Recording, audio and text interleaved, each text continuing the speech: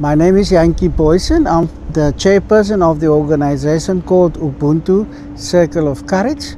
We used to work with homeless people. I established the organization in 2014 when I was still with the City of Cape Town as an official.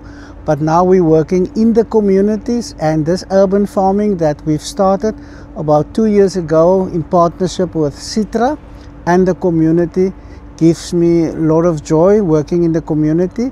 And we're here for 2 years now, and we hope to take the organization from strength to strength.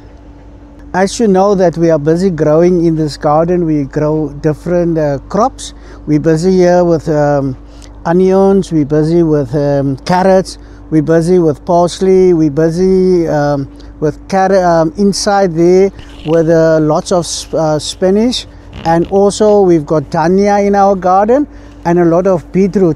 The guys that are working in the garden is from the communities.